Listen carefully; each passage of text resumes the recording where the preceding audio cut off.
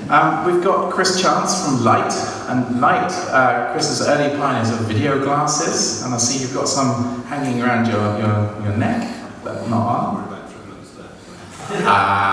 Okay. And finally, a company that's quite well known in this space, we have Paul Hancon from GoPro.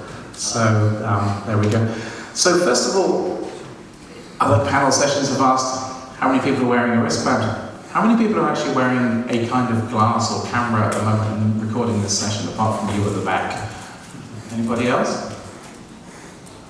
Okay, so guys, it looks like if you'd asked us about wristbands, you'd have had a show of hands. Why isn't anybody actually recording this yet? Any thoughts on this? If you look at the amount of fun everyone's having, you really need to ask, there's a big thing about having a wearable camera. Doesn't mean you have to wear it from the second you get up to the moment you go to bed. So I guess the whole life bombing movement's kind of scared the bejesus out of some people, because they're kind of like, why?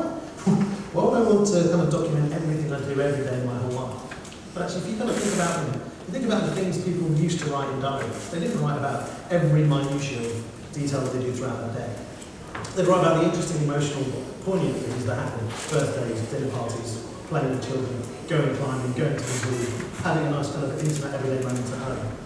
And what we find is as people are kind of adopting these devices, their first usage tends to be something that's not necessarily that exciting, because they want to get it out of the box and want to try it.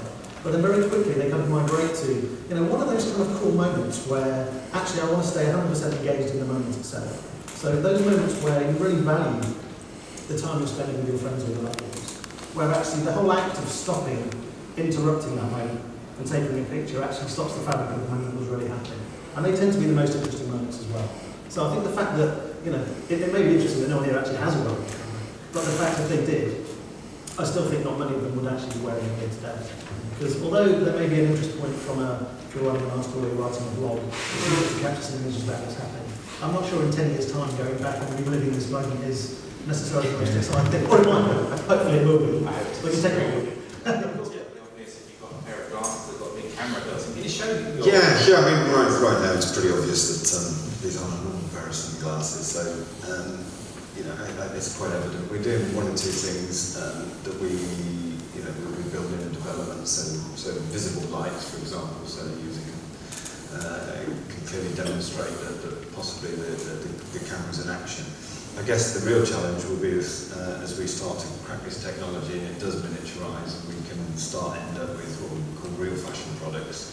And that's probably again a really valid point on really your sort of your duty of care and the manner in which I guess you conduct your